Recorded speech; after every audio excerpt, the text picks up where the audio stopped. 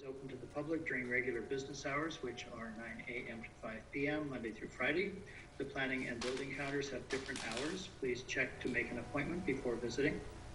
Check or make an appointment before visiting. The agenda states that the public may view the meeting that is being live streamed online and on ETV channel 27 and provide comment by submitting an online comment form, which will then be read into the record by staff. The comment form can be accessed by going to our main City of Emeryville Planning Commission webpage and clicking on the link entitled Submit an Online Speaker Card. The public also has the option of participating in tonight's meeting via Zoom and may provide public comment during the meeting using the raise your hand feature visible on your screen. Or if you are calling in, press star 9. The Zoom call-in information was provided on the posted agenda as well as via e-notification and on social media. At this time, Vice Chair Mendez, I would like to go to item 3, which is a resolution declaring the need for the Planning Commission to continue to meet remotely in order to ensure the health and safety of the public. The required findings are contained in this resolution, and I would like to ask for a motion and a second on this resolution. I'll make the motion for the resolution. I'll second it. Moved by Commissioner Chafe and seconded by Commissioner Simons. On the motion, Commissioner Chafe. Aye. Commissioner Dram. Aye. Commissioner Gitzoni. Aye. Commissioner Simons. Aye. Commissioner Zepko is absent. Vice Chair Mendez. Aye. And Chair Keller is absent. 6 ayes, the motion is approved. Thank you. Thank you, Charlie. At this time, I guess we'll move on to public comments. So, Charlie, are there any public comments? These are on matters that are not on tonight's agenda. Yes. Would you like me to read that little blurb? Yes, please. Now is the time for the public comment portion of this meeting. Anyone who wishes to make comments related to items not on the agenda or on the consent agenda, which we don't have one of, should have submitted your online speaker card by now. 3 minutes will be allowed for the Commission Secretary to read your comments into the record. If you are participating in tonight's meeting via Zoom, please use the raise your hand feature visible on your screen, or if you're calling in, press star 9. And let me just double check my email. Up until a few minutes ago, I had received no online speaker cards, and I still have not. And I do not see any hands raised among the meeting attendees. So at this point, I think you could close the public comment, Vice Chair Mendez. Okay, so we'll go ahead and close public comments and move on to the approval action minutes. That's April 28th, 2022. Are there any comments on the action minutes from the commissioners? If there's not, then I'm going to go ahead and ask for a motion and a second to approve.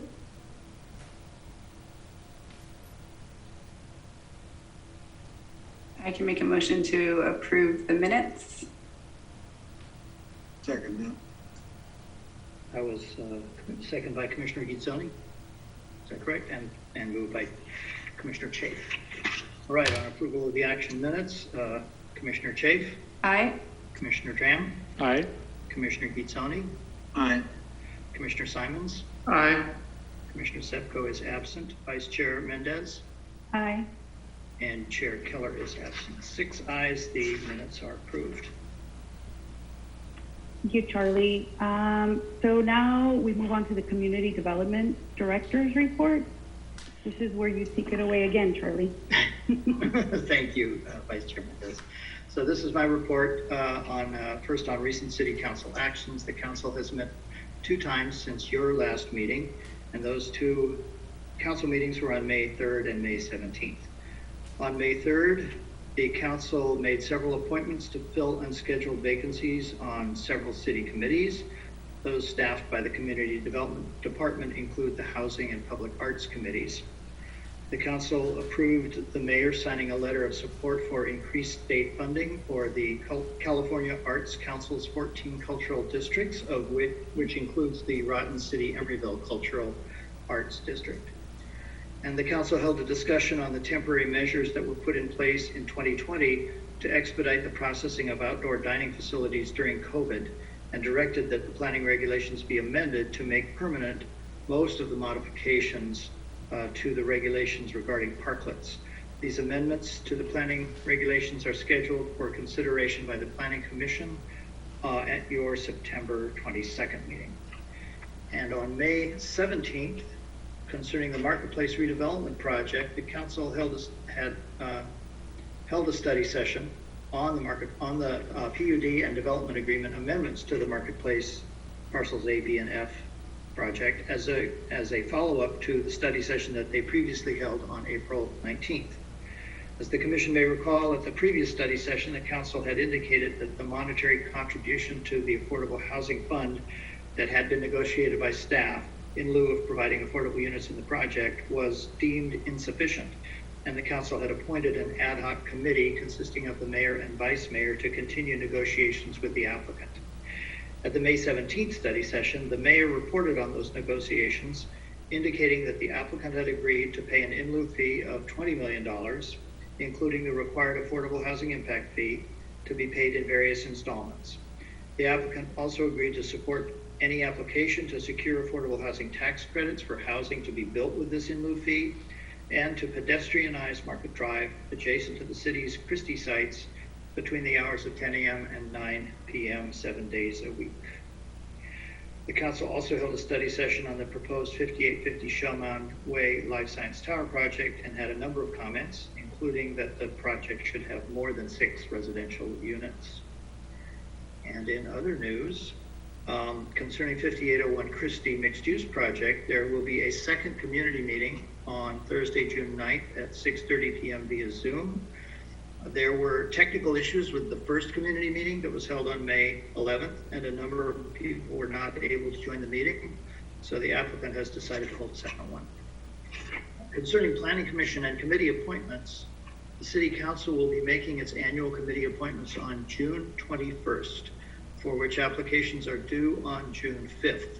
This covers all of the city's committees, including the Planning Commission.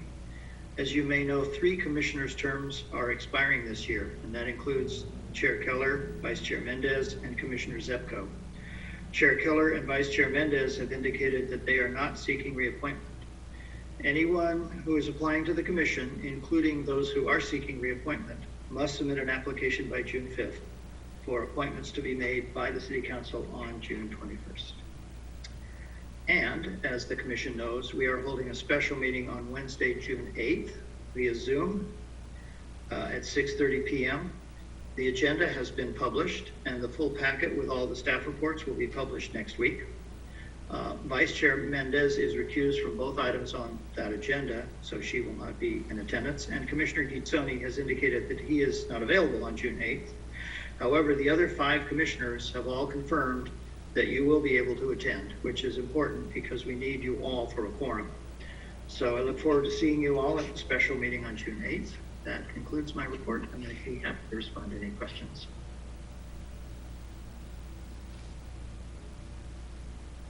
Thank you, Charlie. If there's no questions from the commissioners, we'll move on to ex parte communication and identifications of conflicts of interest. So are there any commissioners that have any ex parte communications or conflicts of interest on the agenda items today? Commissioner Gizzoni? Yes, I will need to recuse myself from item 8.2 because one of the applicants is a client of my employer, and also from item 9.1 because that site is very close to my building. Thank you. Commissioner Simon? Thank you. I had ex parte communications with the developer for project for item number 8.2, and I will need to excuse myself from item 9.1 because I live too close by. Thank you. Okay. If there's any other commissioners, I also have a conflict of interest for item 8.2, so I will be recusing myself from that, both because of my address and because of my relationship with the applicant. It's they're a client of my employer. And then also from item 9.2, however, this item will be continued on to the June 8th meeting, so I will not have to recuse myself tonight from that. Okay, if there's any, Commissioner Drum, yes? And I have a meeting with item 8.2.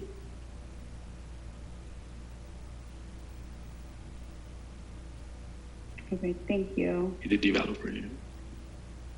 That's the marketplace. Yes. Okay, there's nothing else. Charlie, I guess we'll move on to the study session. Yes, the first study session is on the housing element of the general plan, and Navarre Oaks and Valerie Bernardo will be making that presentation. Yes, good evening. Thank you, Charlie. Good evening, Commission. So I will be presenting tonight on the housing element for the first half of the presentation, and Valerie Bernardo will be presenting on the second half. And we also have Nicole here from PlaceWorks, who is our consultant for the project, who is available for any questions you may have tonight. So I'm going to get this presentation up and going.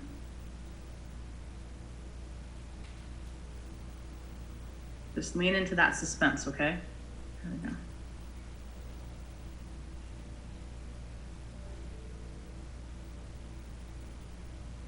There we go. Is that showing up all right? Yes, looks fine. All right, great. So as Charlie stated, we're here to have a study session on the draft housing element for the general plan. So the presentation tonight is going to go over the schedule for the project, the comments that Planning Commission and City Council previously made, have an overview of the housing element requirements and highlights from them. We're going to talk about our RHNA allocation, our regional housing needs allocation, and our site inventory overview. And Valerie is going to go over the goals, policies, and programs for the project. So this is the beginning of our housing element kickoff. All of this has already happened. And last time that you all saw the housing element was back in October. And so we had an overview of the project at that time. And then here we are today, where in May 26th, to look at the first draft after we've gone through a public process. And then there's a lot more public process to go through, right? After today, we're going to take some edits until June 18th. We're going to take public comment, and then we're going to submit a draft review. And then there will be a period of time for HCD to provide comments. That's actually 90 days. And then the city will have the opportunity to look at those public comments and respond to them. And that cycle repeats itself as necessary. And that leads us to being back at the Planning Commission in January. Now, it's possible that that meeting could get moved up if those full review periods aren't needed, but we are putting the schedule here as if every single full period of review is needed for all parties. So the deadline for adoption is January 31st, and we're not scheduled to have this go to City Council until February 7th, but there is a grace period, which is 120 days. So with the grace period, we have plenty of time, so we should be all good. So previously, when this is the Planning Commission, the Commission brought up the interest of providing financing to build ADUs and help them be available to low-income people, and also have financing for low-income people who want to build ADUs, who are property owners. And so this is addressed in Program D, which we'll talk about more later. And then the other thing that was brought up was having residential units over base zoning permitted, possibly without Planning Commission approval. And the comment that I had noted on it was if the units are made subject to an affordability agreement. But I went back and listened to the Planning Commission meeting today, and it seemed more that the concern was not specifically about affordability agreements, but in general, what ways could we streamline the projects and what were different potential strategies for that. And those are addressed in Program B2 and in Program LL6. And like I said, that will be addressed a little bit more later in our presentation tonight. And the City Council, their main comment was that if we have to increase residential density to meet RHNA, they were in support of that. And our numbers don't find that that's necessary at this point. So the housing element, there's requirements that we have to do. And one of those is the housing needs assessment. That's in chapter 3 of our housing element. There has to be a constraints analysis in chapter 4. We have affirmatively furthering fair housing, which is very difficult for me to say, in chapter 5.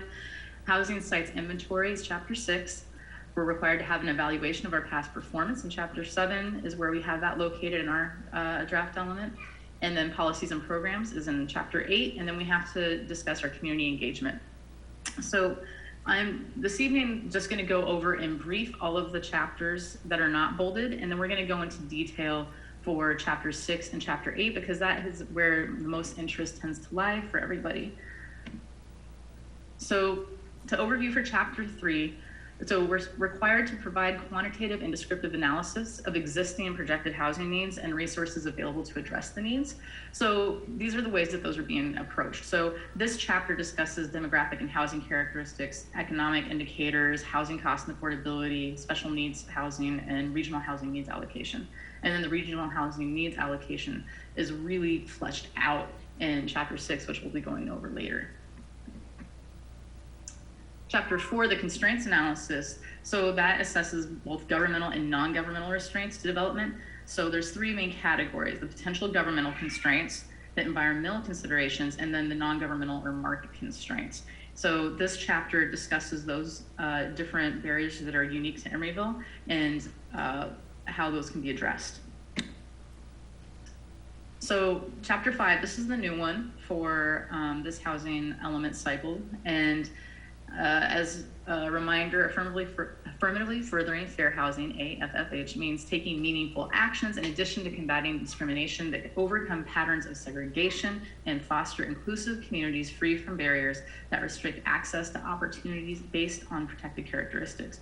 So that's a mouthful. It's a really big section because there's lots of maps and charts. So if you like maps and charts, this is the chapter for you because it has lots of interesting information about all the topics listed on this page. And then chapter 7 is the evaluation of past performance. And so there's 7 goals in the current housing element that will be over in 2023. And then on this page, I've highlighted one of the things that were highlighted for each of those goals. Each goal has multiple things, but for the sake of this presentation, I just highlighted promoting housing rehabilitation programs, our Affordable Housing Administration Plan, and that we've taken a lot of actions coordinating on homelessness regionally, that we've taken initiative to increase the mix of our unit sizes, and part of the way that has been achieved is through adopting our family-friendly guidelines. And the city's funded a lot of accessibility improvements for residents with disabilities and prevented foreclosures of affordable units and provided information for owners that are at risk of foreclosure, and also offered low interest loans or grants to remediate housing development sites. So that's what we're currently doing. And then what we're going to do moving forward will be discussed more in that goals and policies portion of the presentation. And then in community engagement. So what have we done for community engagement? So we promoted all of our outreach opportunities via social media, flyer distribution, posters displayed in local businesses, and also via direct email and mailing list. We've had 2 community workshops so far and 2 online surveys that have correlated with those workshops. We've also had consultations with fair housing and service providers to make sure that we're fully aware of their experiences in Emeryville. We've had 5 housing committee meetings so far, and then also the Planning Commission and City Council study sessions. And then to highlight the regional housing needs allocation, this is, of course, what many people have been anticipating. Emeryville's allocation is 1,815 units. And then the units provided in the draft housing element far exceed that at over 4,300 units of potential development on the identified sites. So the site inventory requirements and assumptions are that for the requirement, we have to demonstrate realistic capacity through zoning and development records. So we have to really flesh out for HCD, the body we submit to at the state, how our anticipated numbers are actually feasible. We can't just state whatever we want. And then we also have to demonstrate that the proposed sites may be realistically developed. So if there's no chance of a site getting developed, we're not supposed to include it in our site inventory. And then affirmatively furthering fair housing, right? Our sites have to address those issues. And then the assumptions that we've made for our site inventory are that realistic capacity is estimated at 80% of the base maximum. So what could you get at 80% of base, no bonus, right? So we look at our base zoning and do calculations from there. The exception to that is when we know what unit counts are because the sites already exist, the plans have been approved, or there might be agreements that need to be adhered to moving forward. So planned and approved projects that we can include in the next housing cycle, there's 6 of them. So they have to be far enough along that they've been approved, but will be built during the next housing cycle. So we have 623 units that qualify for this. Then there's vacant and underutilized sites. So we only have 2 vacant sites in our site inventory. The courtyard and the northeast corner of Shellman Street at Christie Avenue. That's the site north of Bay Street. And those 2 together are over 900 units. And then underutilized sites, there's 13 of those, which are over 2,700 units. So altogether, we get about 3,600 units for our vacant and underutilized site inventory. And then there's also accessory dwelling units. So these are non-specific sites. So these don't show up on the site inventory map because we're just anticipating that places in the RM will add ADUs, and also potentially because of new ADU regulations, some of the larger housing projects could convert, say, underutilized common space into new units as well. So we're anticipating 30 new ADU units over the course of the 2023 to 2031 housing element cycle. So this is a lot to take in one shot here, but what we have here is our RENA allocation of 1,815 units. Our goal is to exceed 150% of that so that we could apply for pro-housing program, which will give us points for grants through the state. And over here, you can see that we're well over 2,700. And, oops, sorry. And what we're showing at the very end to the right of the arrow is the surplus at 100% of RENA and the surplus at 150% of RENA. So we are very, very well-resourced here. So, and this is kind of synthesizing that down. So it's much easier on this chart to look at the breakdown of the assessment for extremely low, very low, low, moderate, and above moderate income units for RENA. So at the top there we have what we're required to have. The next line is 150% of that, and then what we're proposing.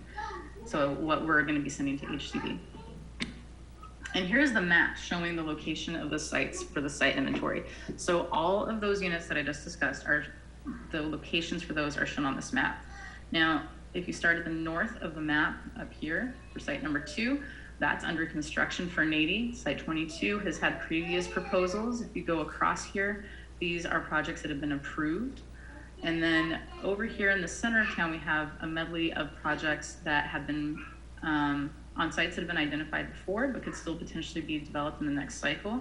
And then also projects that have current applications or that we know will have applications within the next few years. And then moving south, we have a few more potential sites. These are Sherwin-Williams, actually, that are already approved and under construction, but again, can be counted towards the next cycle. And then we have more sites along the 40th Street corridor of the East Bay Bridge Center, and then up the San Pablo corridor as well. So the confidence level in meeting the RENA allocation is really strong. Our realistic capacity is 185% over RENA for the extremely low and 280% over the requirement for above moderate. Our realistic capacity of sites is very conservative. One of the main things that we go over in Chapter 6 of the housing element is we demonstrate what projects have been approved and how much over base they are. And our projects that get approved are well over base, as you know, because many of them have to come to Planning Commission and receive approvals for development bonuses with community benefits. And then we also have to demonstrate that we have a strong track record of developing housing on both RENA and non-RENA sites, which we do. And we have to demonstrate ability to propose sites by contacting owners of identified sites, by stating when sites are anticipated to change ownership or leases if we know that. And then again, using conservative estimates. So we're feeling pretty good about that right now. And of course, if you have feedback on that, that's why we're here tonight. And then Valerie is here to take it away for the goals, policies, and programs overview. Thank you, Lenore. Would you like me to just click forward for you? You can tell me when to move forward. Yeah, yes, please. I'll right. give you the notation. Okay. So I'm going to go over the goals, policies, and programs overview. What I'm going to kind of discuss are what were some of the requirements related to the goals, policies, and programs section. What were our guiding principles and framework as to how we put those together? What were some of the goals that we had in cycle 5 versus cycle 6? Same thing with the policies. And then I'm going to go through the programs. Now, I'm not going to go through every single one of them because we have 46, but I am going to focus on the ones that have a planning or zoning focus on them. And so there would be some kind of required action, if adopted, to come back before the Planning Commission. Next slide, please. Okay. So when it comes to the guiding principles and requirements related to the goals, policies, and programs, there's a couple of things that we are required to do. When we look at our policies, they have to be relative to affirmatively furthering fair housing. Navarre mentioned that several times, and we'll talk a little bit about that. But we also have to make sure that we have policies that address the maintenance of housing, the preservation of housing, improvement, and then the development of housing. The programs must demonstrate how they will allow us to implement the stated policies so that we can achieve the goals. Thank you. The programs must include specific action steps that the locality will take. Programs are identified to be like a system of projects, procedures, services that are needed to achieve a specific goal or policy. And the programs must assist in achieving those various policies and goals. One of the things that I'll talk a little bit about is how we outline these policies and programs a little bit differently this cycle than we did under cycle 5, and I'll talk about the diagram that's on the screen in a second. Two more things I just wanted to touch base when it comes to our guiding principles is that one of the things that HCD really stressed is that they want programs to go beyond just exploring. They don't want to see that cities are going to say that we're just exploring something. They really want there to be a meaningful action. So we tried to really make sure that we incorporated real specific actions that we were going to take beyond just continue to implement a program or explore. And then the last thing that we really tried to do is we tried to be a little bit more flexible with our timeframes because we are required to have a time frame for every action. We've divided our timeframes into, for the most part, 4 categories. Either it's a short-term action, so that's something that we would like to have accomplished between 0 and 3 years. It's a midterm action, so that's 4 to 6 years. Long-term is 7 to 8, and then it's an ongoing. There are a couple of other distinctions related to timeframes, so you'll see monthly, maybe annually, but for the most part, these are the 4 categories that you'll see. Now, on the right side of the screen, you're going to see 2 diagrams, and the first one is cycle 5. Under cycle 5, the way that the housing element was developed was that there was a goal. Within that goal, there could be various policies. You'll see that there's 2 here. And then for every policy, there was a program. So it really kind of trickled from the top down. You have a goal, you have a policy, and a program. Under cycle 6, we're looking at it a little bit differently. And we're looking at it differently in that we have a variety of programs that we implement. But sometimes our programs implement more than one policy and can help us reach more than one goal. So it's really more of a bottom-up type of effect. So you could have one program that impacts 2 different policies that then will impact 2 different goals. So that's how we try to arrange our document this cycle. Next slide, please.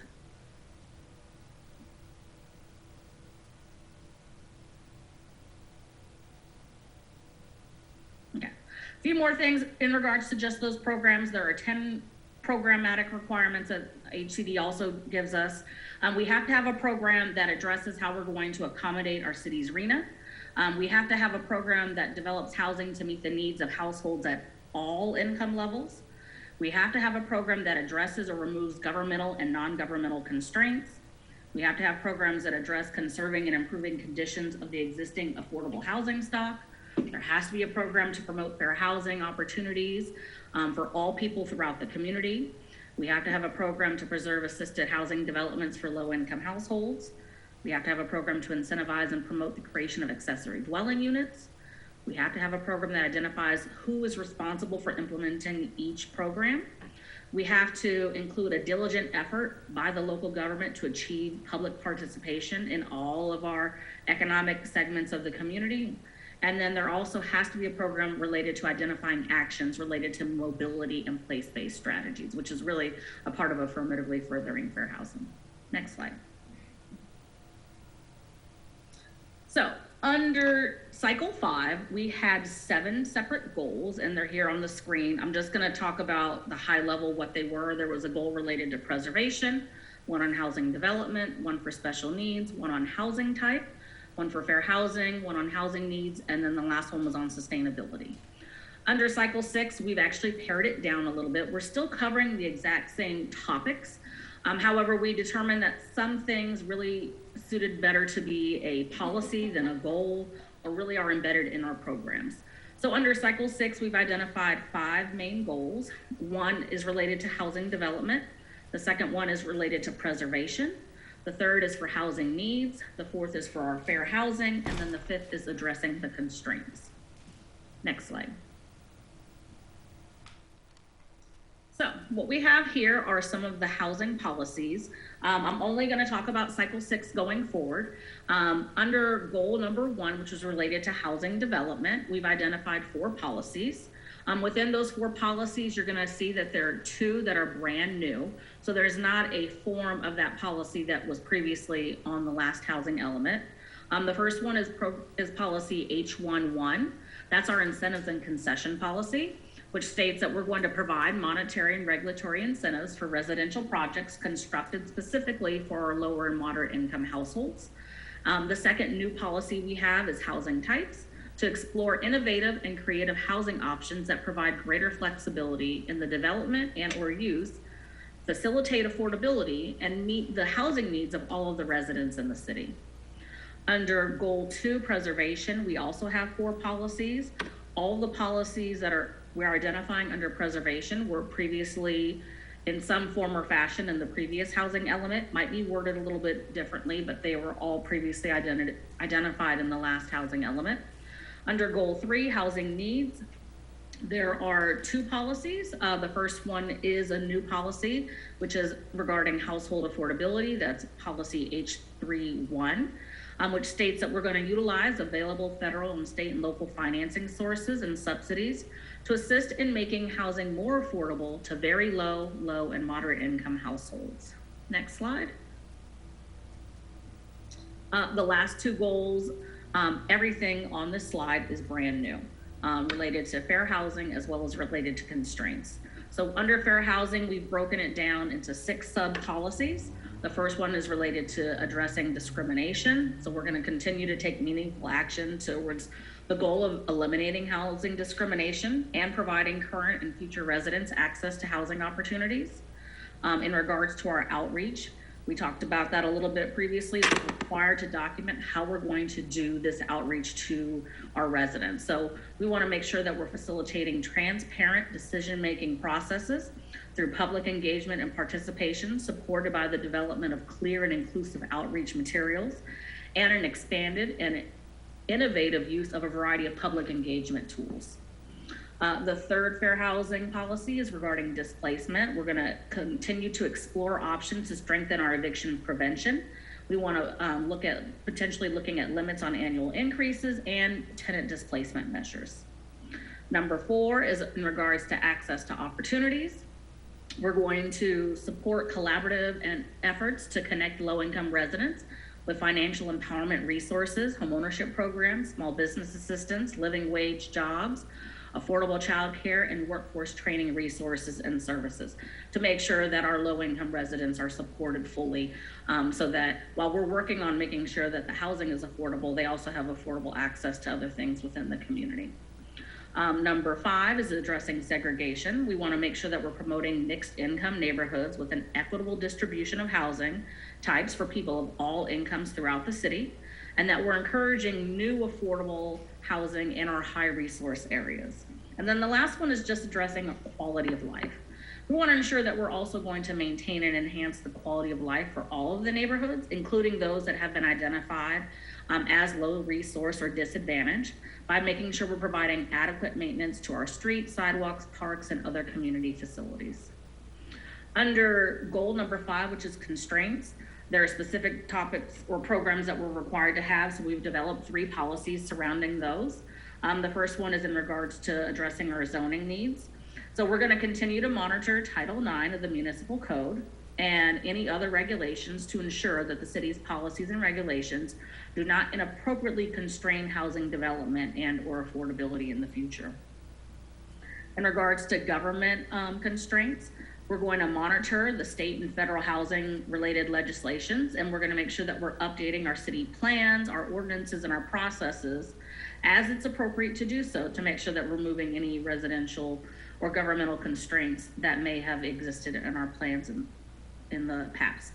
And then the last one is our non-governmental constraints. We want to make sure that our non-governmental constraints, such as interest rates, construction costs, and other things, through consultation with our developers, lenders, and other entities that directly involve the provision of housing. We're going to, should any non-governmental constraint be identified that as it relates to a city policy, the city may modify that policy if actions would help reduce that constraint. So those are our 5 goals, as well as the corresponding policies. And then next I'll go into some of those specific programs that will relate back to these policies and goals. Next slide. Okay, I know this is a little hard, but it's a lot of information.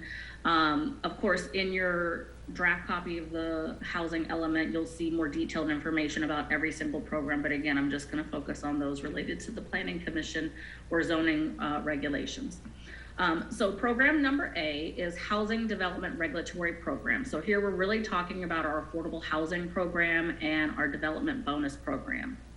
Within our affordable housing program, some of the recommended actions we're looking to take would be to reduce the number of units required in an ownership project below 10.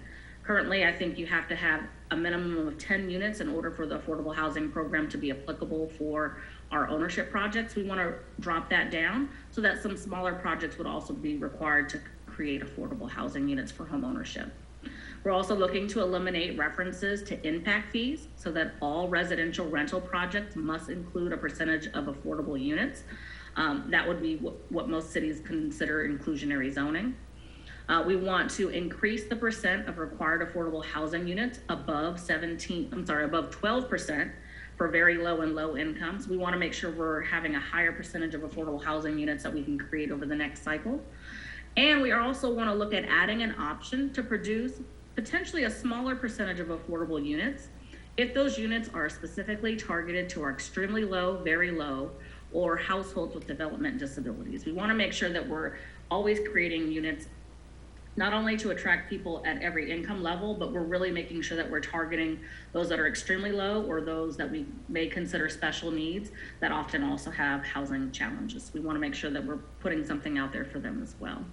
The second one is the development bonus program.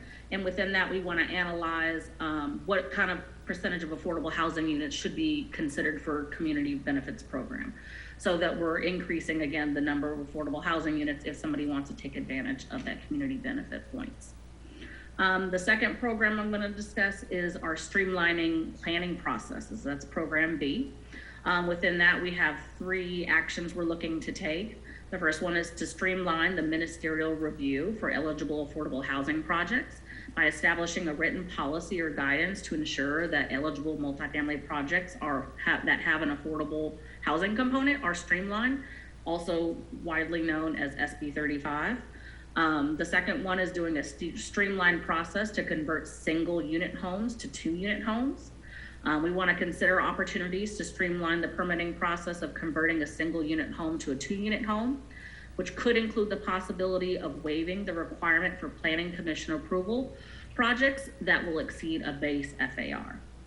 And then the third one is also to do a modification to the appeal hearing. We want to investigate the ability of eliminating the need for a public hearing to determine if the case warrants an appeal hearing. We think all three of those actions will help streamline processes and make it a little bit quicker for affordable housing to be built. Next slide. Number C is objective design standards. I know you guys have heard a lot about that. Navarro's done presentations on this before, so that, of course, is going to be a program that we'll continue to work on over the next cycle. I won't talk about that one. Program D is our accessory dwelling units. Again, a new required program requirement. We definitely want to make sure that we're promoting and incentivizing the development of affordable accessory dwelling units and JADUs, which are the junior accessory dwelling units. In order to do that, we're looking at developing ADU guidance material to make it a little bit easier for people to understand the process as to how they would build one. We want to look at creating a frequently asked question page on our city's website so that the information is transparent and accessible to all. We want to explore initiatives such as developing a loan program for homeowners to construct an ADU that's affordable to lower income households. And of course, we want to continue to meet with the property owners to discuss capacity for ADUs in our multi-unit developments. One of the things we've recognized is that some of our larger multifamily projects potentially could have vacant space that's being underutilized, and maybe there's an opportunity of converting that space into an ADU unit. And so we want to reach out to our larger multifamily properties to see if that opportunity exists as well. Program number E, we're pretty excited about. It's our adaptive reuse program.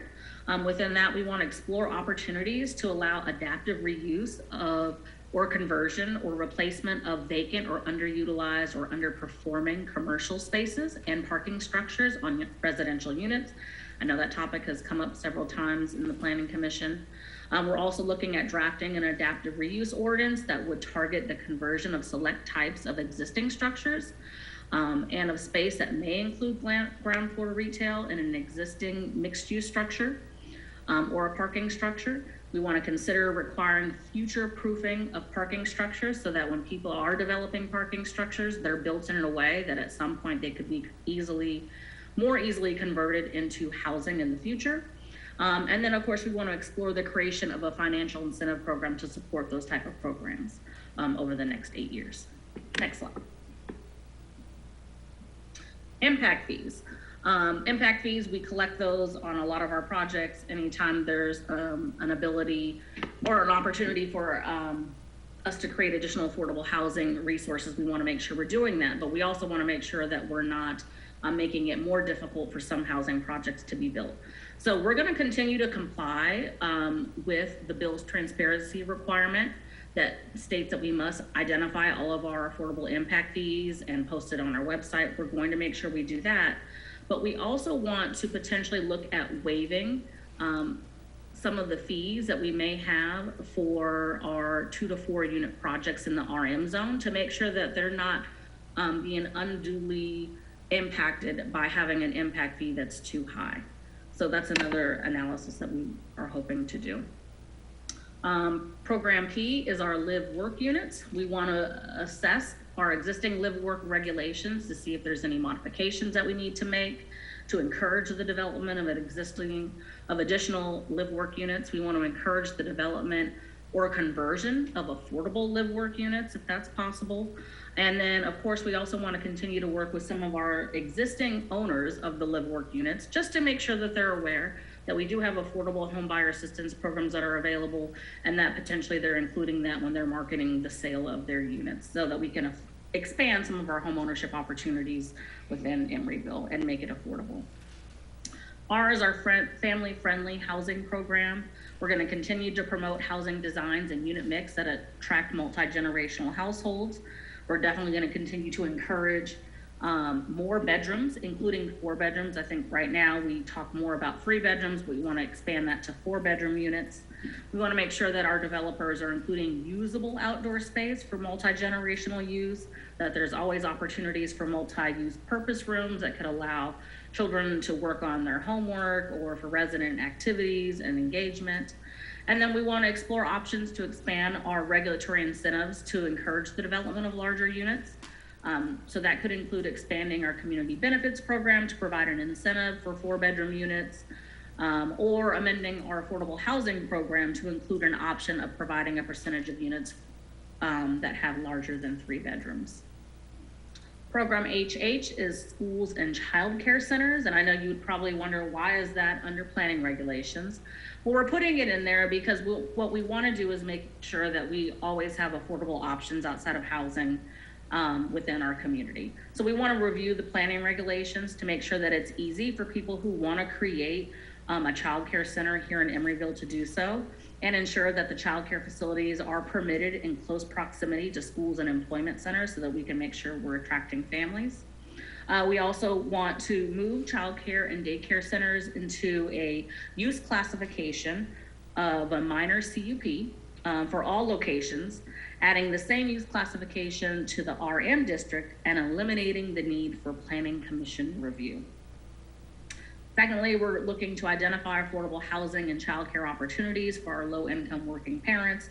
And then lastly, we're going to continue to partner with the Emeryville Unified School District, as well as those that participate or attend programs within ECCL, to make sure that we're supporting them and providing them with additional opportunities related to affordable housing, fair housing education, housing rights, and legal aid. Next page.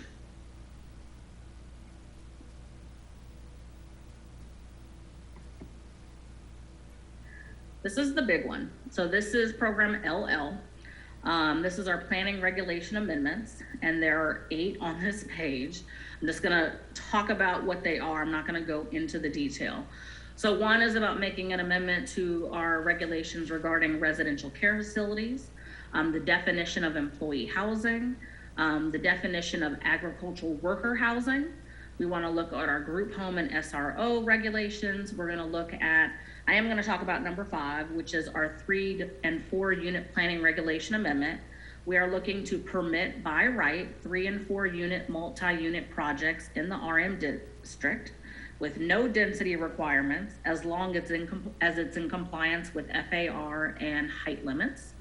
Base FAR, we're looking to also be increased to 1, and the bonus FAR will be eliminated altogether in the RM zones. That's one of the proposals that we're putting forth.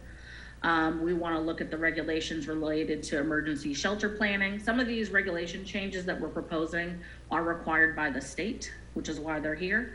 Number 7 is our mobile and manufacturing planning regulations. And then of course, number 8 is conversion from single family homes to duplex. We want to make sure we're streamlining that permitting process. All of these planning regulations, for the most part, we're looking to have accomplished within about a 3-year time period. Number 8 is more of a mid-year term. That's the conversion to single family to duplex. And then of course, the long-term one would be our group home and single room occupancy ordinance. Next slide. And then this is my last slide. So program NN is reviewing our non-governmental constraints that potentially could be impeding development. We want to take a more active role in making sure that we're really looking at why certain developments come before you, get approved, and then never get built. So if that happens, one of the things that we're going to do is we'll make diligent efforts to contact the applicants to find out why they have not moved forward in the development of their projects. If it is due to some type of non-governmental constraint, then we will look to see if there's any actions that we can take to help ratify or address that issue, or if there's anything that we can do to remove the constraint if it is internal to the city. Additionally, we want to work collaboratively with our stakeholders to identify any other non-governmental constraints that will be coming down the path over the next 8 years that may impede the construction of housing in Emeryville, and then really work with them to try to find strategies. So when we talk about our stakeholders, we're talking about our development community, our supportive services, and then also just our other development partners in public works or in transportation. Are there things that we could be doing to help address any other constraints that's causing an issue for that development not to move forward? Program number SS is our pro-housing designation. Navarre mentioned that a little bit earlier. We are seeking a pro-housing designation from the state. That pro-housing designation is something that could be awarded for doing a variety of policies and actions under 4 categories. One is related to enabling favorable zoning and land use policies. The second is for policies to accelerate the production of housing. The third one is a reduction in construction of development policies, and the fourth is by providing financial subsidies. You'll see a lot of references to the programs in our draft housing element that kind of touches on those four things. So we're very confident we'll be able to get that designation. And as Navarre mentioned, once we receive that designation, it could also assist us and our developers in receiving additional financing. And then the last one is universal design. So we want to evaluate how we're incorporating universal design features into our planning regulations beyond what is currently being implemented, which is right now it's a part of our development bonus, community development bonus point system. So we want to see what we can do to encourage the utilization of universal design beyond that, so that we're really creating residential projects that are accessible to people at all stages of life. One of the things that you'll see within our housing element is that our population is getting a little bit older. And so I think it's important to make sure that we're really trying to create housing that works for all stages of life, not just when someone has a need for it to be accessible, but that it's developed early on into the project, so we're not having to spend more money later on to make those accessibility changes. As I mentioned, there's 47 programs in the draft housing element. There's a lot of good information. What policies that they relate back to, the time frame, who's responsible for implementing it is all there. With that, I'm going to turn it back over to Navarre, and I think we'll probably move forward to any questions unless they have some closing remarks. No, I think we're ready for this part where you all get to ask us questions. And Nicole West from PlaceWorks, as I mentioned, is also available for any questions you may have. Thank you, Valerie and Navarre. So I guess at this time, I'm going to go around and ask all the commissioners to see if they have any clarifying questions. I'll just go in order of how I see you on my screen. Commissioner Gazzoni, do you have any questions? I don't have any questions right now, but I do want to say thank you, Navarre and Valerie. I know that was a lot of work and that was a lot of reading too, but I appreciate the presentation that helped clarify it some. Thank you. Commissioner Simon, do you have any questions? Sure I do. Thank you so much, Commissioner Mendez. So I noticed in the site analysis part of the report, there's lots of talk of meetings with property owners. Do we ever invite city council members to those meetings? It seems like they can give a different pitch, like we really need to turn this into apartments for all these long list of reasons, and what we can do to make that happen. It's sort of different than the more like staff side of things. Is that something we could consider doing in the future? I'm not sure if Chad Smalley is, oh, there you are, Chad. Chad might be able to speak more to that, but what I was referring to more directly is what happened is that we contacted all of the property owners that were not city-owned properties to make sure that they're aware of the current zoning, the development potential, and that their sites were located on this list, and just letting them know that the city supports housing development. So, it's informational, make sure that if they have any Q&As, and if Chad wants to speak more to that, take it away, Chad. Well, that's a good summary. We did outreach to the owners of the significant sites in this list and said, look, we would really encourage the development of residential on these sites. I mean, the city's behind, that our policies support. There's a lot of programs, available to you, so there's an awareness there on the part of these owners, where the city's interest lies. And that also happens just as a matter of course when I'm brought into those interactions with prospective sellers and developers. So that, and that's just an ongoing thing for any site. And we often have those conversations. So yes. Now, to the extent, does the city council get involved with those? If the broker or owner, feels like it would be helpful to them, I help facilitate that. It's not something that happens frequently. They really want to hear that the machine of the city, that the rules work for what it is that they're trying to do, and we're the best, communicators of the technical aspects of pushing a project through. So that's usually sufficient to support those kinds of transactions happening. I'd also like to add that it's always a little bit tricky involving elected and appointed officials, which would include the Planning Commission, in negotiations with property owners or discussions with property owners, because you and or the city council might ultimately end up being in the position of having to decide whether or not to approve a project on that site. And we might run the risk of you having to recuse yourself, or a council member having to recuse themselves in the project if they were too involved early on in the negotiations about it. So it's always, it's a fine line that we walk here. Totally, that totally makes sense. Thanks, everyone. I think, I just want to make sure, in addition to here's the rules, we're, making a civic responsibility pitch. The Bay Area is super expensive, and that sucks. And if you're a property owner, you have a big responsibility to help fix that. And I don't know if do we have a letter from the mayor that gets included in each one of these meetings? I don't know. I love, if we can think about how, I know obviously this is really market driven and very complicated, but I just want to make sure we're doing everything we can to urge these leaders in their, in our community to really lead. So maybe we can think about what to do there. Thank you. Thank you, Commissioner Simons. Commissioner Chase, do you have any questions? No, not at this time. I just wanted to express my thanks. It's amazing the amount of information that was just presented to us. Thanks. Thank you. Commissioner Dram, any questions? No question. Thank you so much for the presentation. Thank you. It was perfect.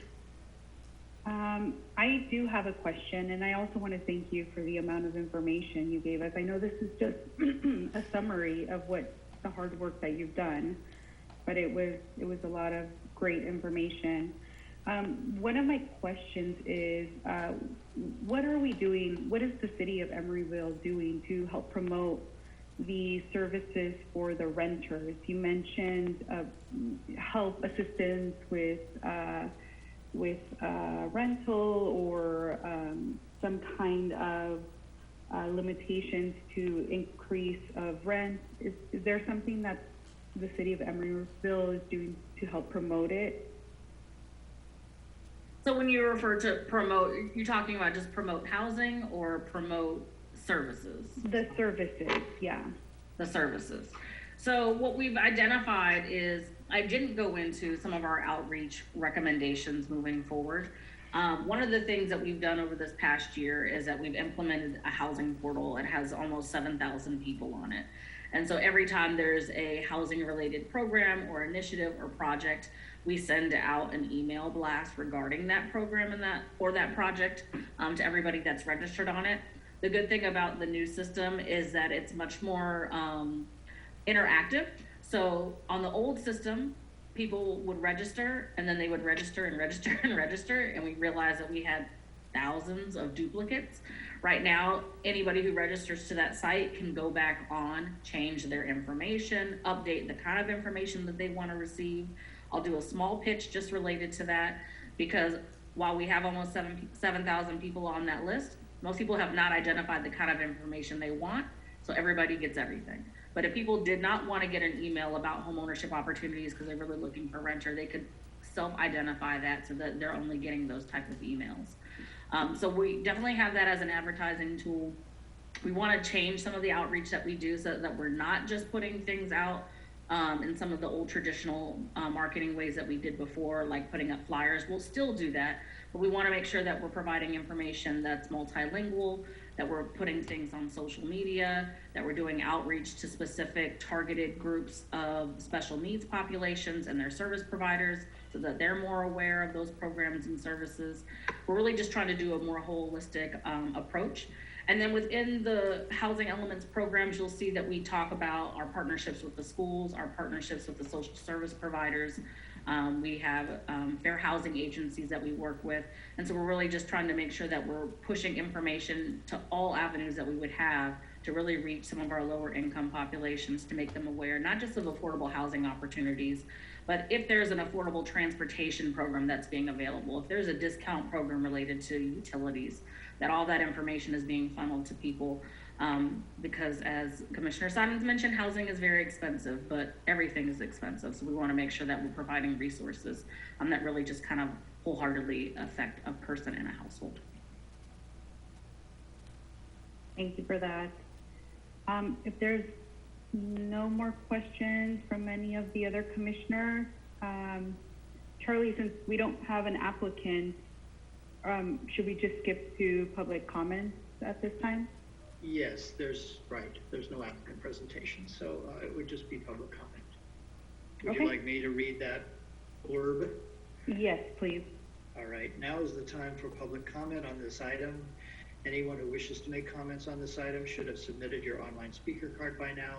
3 minutes will be allowed for the Commission Secretary to read your comments into the record. If you are participating in tonight's meeting via Zoom, please use the raise your hand feature visible on your screen, or if you are calling in, press *9. I will check my email once again, see if I have any late breaking online speaker cards. I have not received any online speaker cards. I do see one raised hand among the attendees. We'll call on Wendy Medeiros. Go ahead, please. Wendy, go ahead. You have 3 minutes. I've been a resident since 2008, and I am a resident in 1572 62nd Street, which is a Wareham development building, and they are going to be building, I believe the issue is 9.2, which is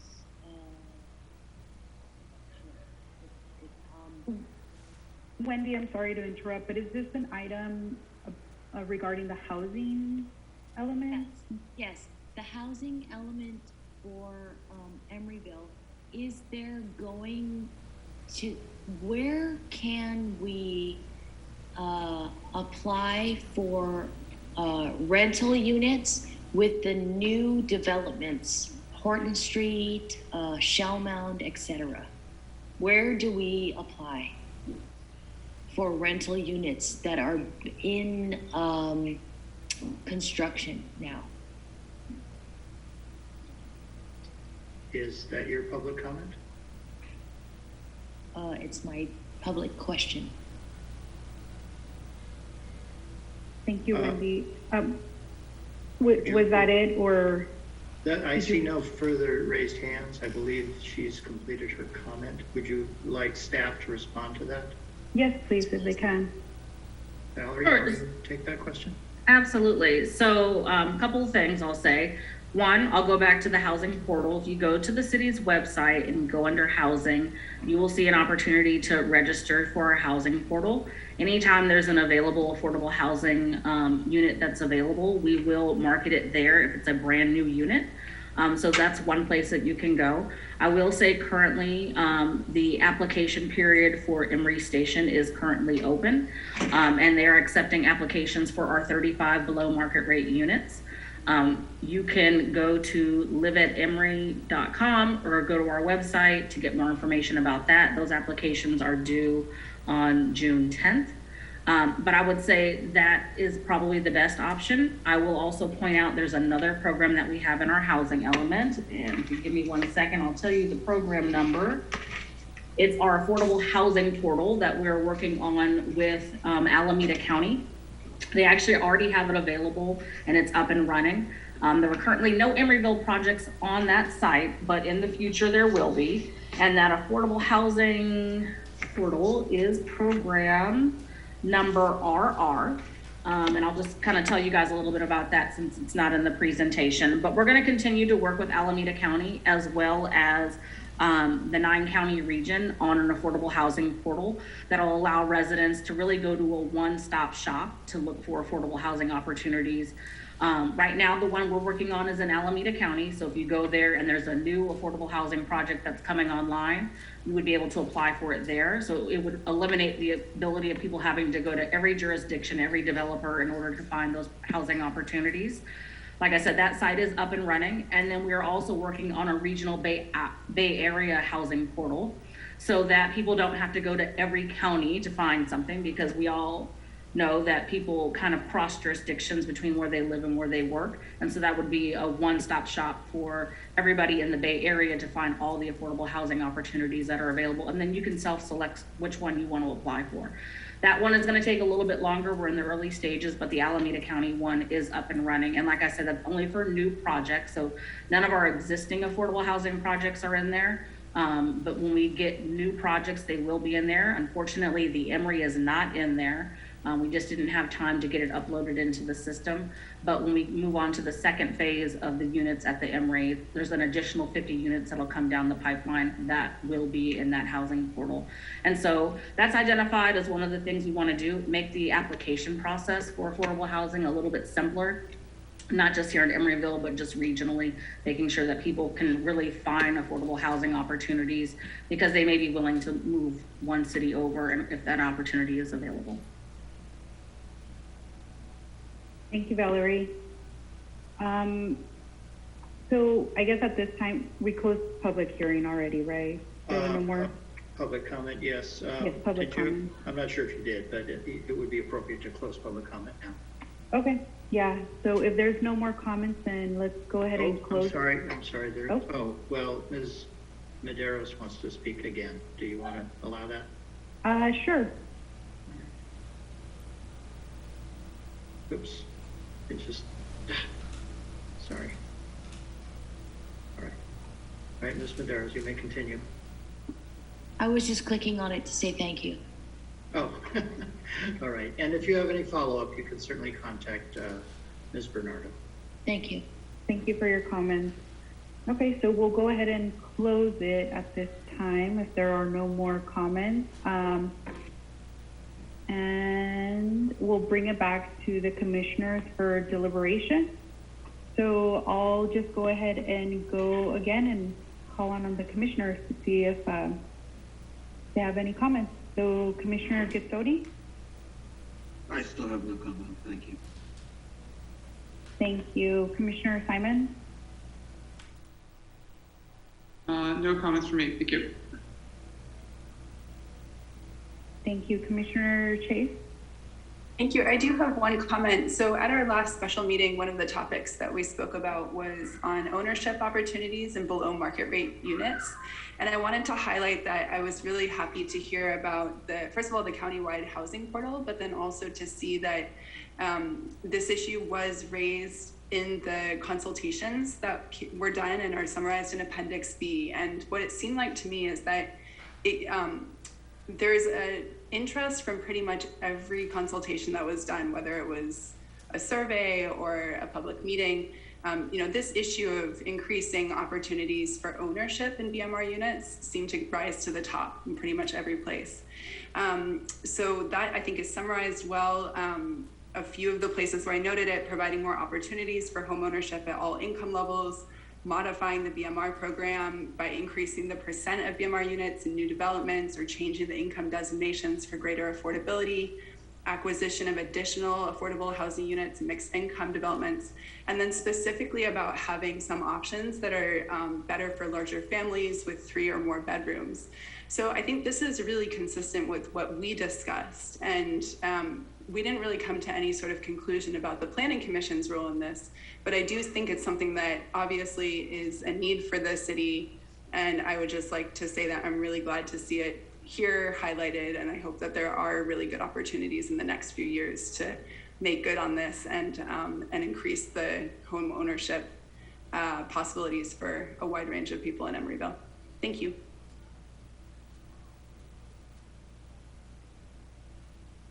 Thank you, Commissioner Chase. Commissioner Drum? Still no comments. Thank you so much. Thank you. So I just had a quick comment, and it was related to my question. It's great that we're building all these housing units, but I think our goal is to promote and house people in these units. And so it would be, I'm really glad to hear that we're having a more holistic housing portal where people don't have to go to a million different places to find this information, and it's just a one-stop shop. Because I really do think that keeping people in these units, you know, is really important as well. Obviously, we want to build a community, and the way we do that is having long-term residents that can afford to live here. But other than that, I just want to thank you so much for the hard work that you put into this. I really do appreciate it. You know, all the other commissioners also appreciate it. As far as what is needed from us, I know you just wanted to hear feedback from the commissioners. Is there anything that the staff specifically is looking for that maybe we didn't bring up? I'll go. I don't think that there's anything else, but I did just want to reiterate for you guys and the public that we are currently in the public draft period where we're looking for public comments. So we'll be accepting public comments up until June 10th. So if there's a comment that comes to you later in time, we do have a feedback form on the website that you can fill out, and it's broken down by chapter where you can provide any kind of comments or feedback. We really do want to have as much feedback as we can, and we'll be collecting that up until June 10th, and then we'll try to incorporate that. But we appreciate any kind of feedback that you guys have, good or bad, and I just want to plug that anybody can continue to make comments up until June 10th. Great. Thank you, Valerie. Navarre? Yeah, Valerie took the words out of my mouth, so thank you, Valerie. And I was just going to also say that this, you know, will be reviewed by City Council at their June 7th meeting, so that'll be the next public meeting we have about this during the public comment period for the first draft. And so after that, it concludes, and we'll be taking all of the comments from Planning Commission tonight, from those that we've received from the public in general, and then also from that City Council meeting, making any modifications we need to the plan, need to address those comments, and then forwarding that to HCD for their first review. So just to clarify that that's exactly where we're at in the process. Okay, thank you very much. So if there's nothing else, I guess we'll move on to the next item. Thank you. Yes, and I would just, before we go, I'd just like to give a tip of the hat to our stellar consultants, Placeworks, who did a fabulous job in conjunction with our fabulous staff on this project. Thank you very much. It's really a pleasure to work with such a wonderful city that is doing a lot, and they're not looking at their housing element as just checking a box. So thank you to all the staff. It's really great working with you. Thank you. Thanks, Nicole. Vice Chair Mendez, at this point, I think it might be appropriate to take stock of our participants tonight. Right. Yeah. So the next item is the Marketplace Redevelopment Project.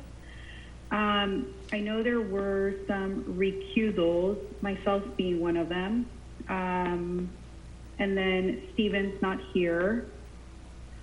Right, and with the absence of Commissioner Zepko, we are left with 3 commissioners able to participate in that item, which is less than a quorum, because the Planning Commission has 7 members. A quorum is more than half, which is 4. So we always need at least 4 commissioners present in order to consider any item.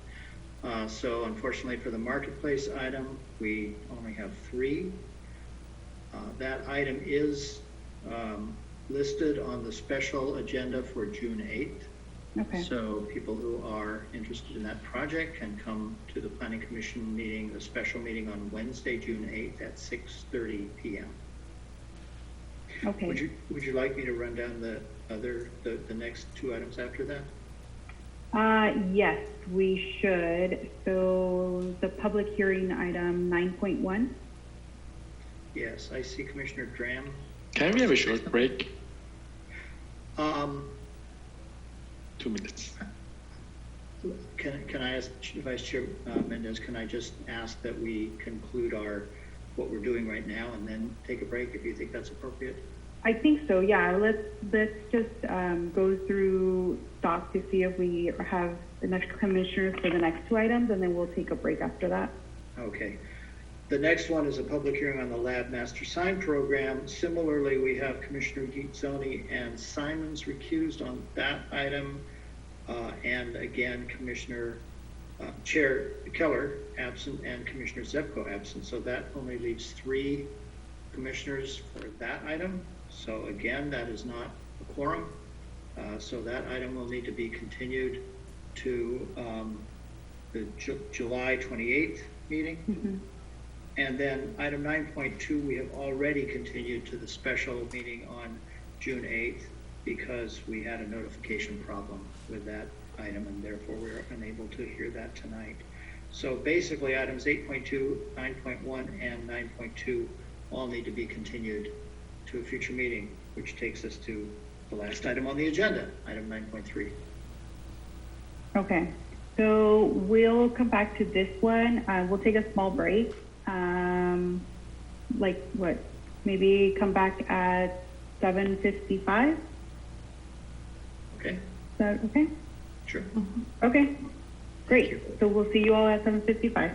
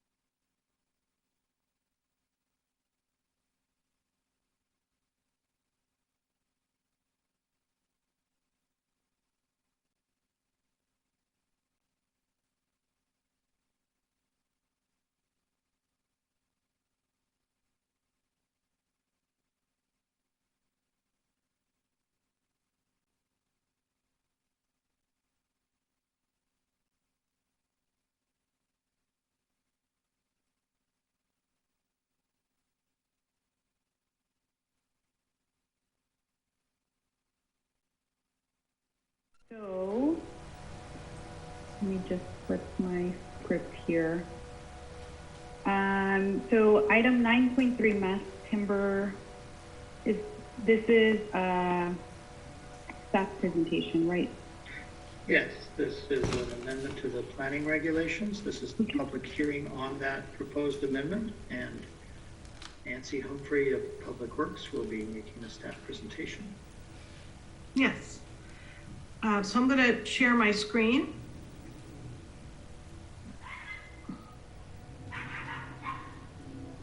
And I'm going to find the right one. Here. Okay. So, so thank you all for your participation in the study session about this that we held in April. And I'm not going to do the whole presentation again. I'm going to kind of recap what we proposed and what changes were made as a result of the comments from the Planning Commission, and then what our next steps are going to be. I may have, I'm sorry. Charlie, can you send Frances the correct link? She got the old link. I'll send it to her. Thank you. Okay, so this is about development bonus point category for mass timber construction. And as we discussed, this was added to the IBC code in 2021, and then California added it in a special action to an intervening code supplement that also became effective in 2021. This proposal came from the Sustainability Committee to amend the planning regulations, section 9-7, 1303B, to add a community benefit category for construction with mass timber in place of steel and concrete traditional. So at our last meeting, we talked about the proposal, and with your comments, we were able to address some issues that you raised and fine-tune the proposal in the following ways. One was, there was a question about should there, and this I believe came from a public comment in addition to from commissioners. There was a question about if there should be a minimum height for buildings that this would apply to in order to ensure that we were replacing steel and concrete and not just construction that would otherwise have been done with traditional lumber. So we added a minimum height that this would apply for, and that's 85 feet, which, Charlie, if I'm correct, you can tell me that we were looking at 8 stories or higher. Okay, if I'm not correct, you can say nothing. I'm sorry, I just muted my audio, so I didn't hear what you said. Oh, well, that's all right. 85 feet was our minimum height, and that equates to 8 stories. Approximately, yes. Approximately. We also raised, and I think Arup, Francis Yang, and the others from Arup raised the question of concrete as a topping slab on a wood deck, and that we didn't want that to be overused. We didn't want concrete overused, and so that was addressed and included in the definition, which I'll get to shortly. Nancy, excuse me, just want to mention that Francis Yang has joined us now from Arup. Oh, thank you. She is on the panel.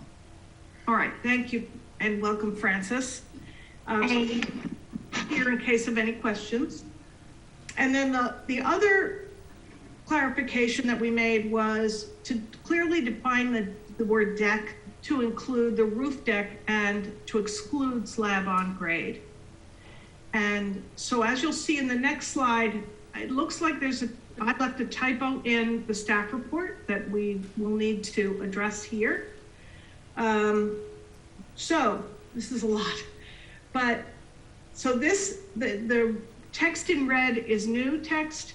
There is some text that has been struck out that was existing before that got change. So now it says the decking, 8 points per 10% of total floor area constructed with mass timber, including the roof, but not including slab on grade.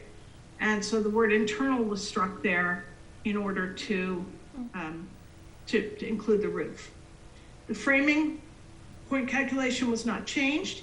And then this calculation for concrete topping on deck boiled down to 10 points deducted per half inch of Portland cement-based concrete topping on a mass timber deck. And this was, as you can see, well, as you'll see in the next section, this was very precisely or calculated by Arab and boiled down to this easier to use metric. So then for the requirements, we added the height so that it would be 85 feet in height or taller, and it includes the same definition that we talked about. This is where I missed a strikeout, which is calculations based on total internal floor area, excluding parking and loading areas. I would ask that when you vote on this, you do it with a change, with that change, that word removed. And then the requirements here are more in-depth about the concrete and other cement-based products used as topping. And it focuses on global warming potential of the material used. So the proposal, as we discussed, was initiating an amendment to the planning regulations to add a category for mass timber construction as a new community benefit in this development bonus system. And if this is approved tonight, then the next step is it would go to City Council for public hearing and 2 readings, and potentially be in effect as soon as August of this year. The current schedule is for first reading on July 5th and second reading on July 19th, which would make the effective date August 18th. Yeah. Assuming everything goes to plan. So if anyone has questions, if they're technical questions, Francis has joined us from Arab. And if they're procedural questions, Charlie or Christy or I could weigh in. Thank you, Nancy. Okay, so I'll go ahead and go around and ask the commissioners if they have any questions. And they've been shuffled around on my screen. So Commissioner Chase, you're the first one. I get to go first. No questions for me. Thanks so much for addressing our comments and concerns. Thank you. Commissioner Simons, do you have any questions? No, looks great. Thank you. Commissioner Dram? Thank you so much. There is no question. And Commissioner Gitsoni? No, I have no questions. Thank you. Thank you. And at this time, we'll go ahead and there's no applicant, so there's not going to be an applicant presentation. So we'll go ahead and open it up for public hearing. Correct. Yes. Let me read that text. Now is the time for the public hearing on this item. Anyone who wishes to make comments on this item should have submitted your online speaker card by now. 3 minutes will be allowed for the Commission Secretary to read your comments into the record. If you are participating in tonight's meeting via Zoom, please use the raise your hand feature visible on your screen, or if you are calling in, press star 9. And I will check my email to see if I've gotten any online speaker cards. I have not. I also do not see any raised hands among the attendees of the meeting. So I would say there are no public comments. Okay, so we'll go ahead and close the public hearing portion of this and bring it back to the commissioners for deliberation. So Commissioner Chase, do you have any comments? No comments other than I'm excited that we're doing this, and thank you for so much of the hard work that you put into this. Thanks for answering our technical questions last time around. That's it from me. Thank you. Commissioner Simon? No questions for me. Thank you. Or no comments. Looks great. Excited. Thank you. Commissioner Drum? No comments here. Thank you so much. Thank you. And Commissioner Gizzoni? Yeah, I'd just like to say thank you to Nancy and to Francis for your support in this and the information in this. And I also really like the fine tuning that happened between the last session and this session. Those changes make a difference. I think they're good. Thank you. And so I'm last. So I also want to thank you for the presentation. And I can tell that you took a lot of our comments and the comments that were brought up from the last meeting and incorporated them very well. Well, since this is a public hearing, let me see, the proposal on here is for us to accept the new development bonus point category for mass timber construction. Is that correct, Charlie? Yes, and to make a recommendation to the city council that these amendments to the planning code be adopted. Okay. With one correction. Oh, Sure. right, with the With correction the of deleting correction. that word that Nancy mentioned, internal, I believe it was. Correct. So if one of the commissioners can make a motion for this. I'd be happy to make a motion to make this recommendation with one correction to City Council. The correction that Nancy Humphrey had. Thank you, Commissioner Chase, and a second. I will be happy to second that. Thank you, Commissioner Gizzoni. All right, are you ready to vote? All right, on the motion by Commissioner Chafe and seconded by Commissioner Gizzoni. Commissioner Chafe? Aye. Commissioner Graham? Aye. Commissioner Gizzoni? Aye. Commissioner Simons? Aye.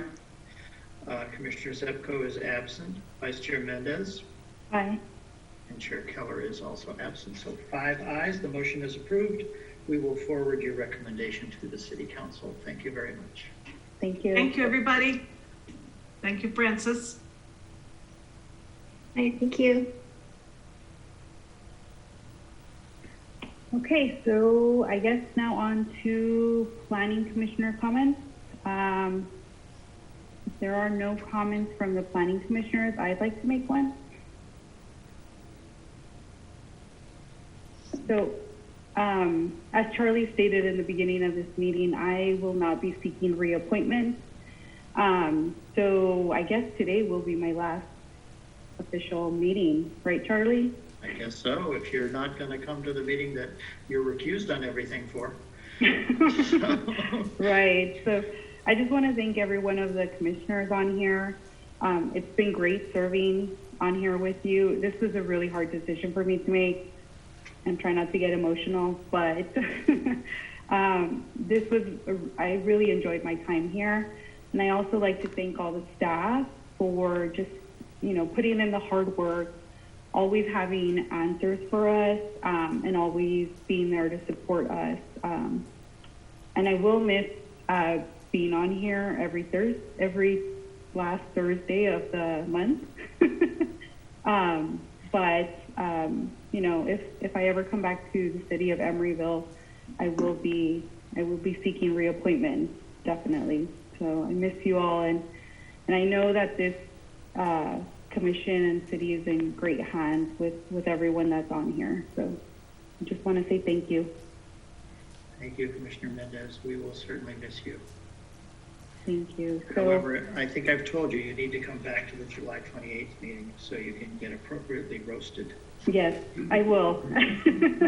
I will be here July 28th, definitely. So if there's no more comments from any of the commissioners. We gotta miss you. Thank you. It's been great serving with you. It's gonna be a real loss for Emeryville. Sorry. Thank you. Yeah, absolutely. You've been such a great part of this commission, and we'll try to carry on without you. We'll try our best. I'm sure you guys will do just fine. So I guess with that, Charlie, I guess we're going to adjourn this meeting at 8:10 p.m. Okay. Thank you very much. See most of you on June 8th at 6:30. Thanks, everyone. Bye. Bye. Have a good night. Bye. Good night.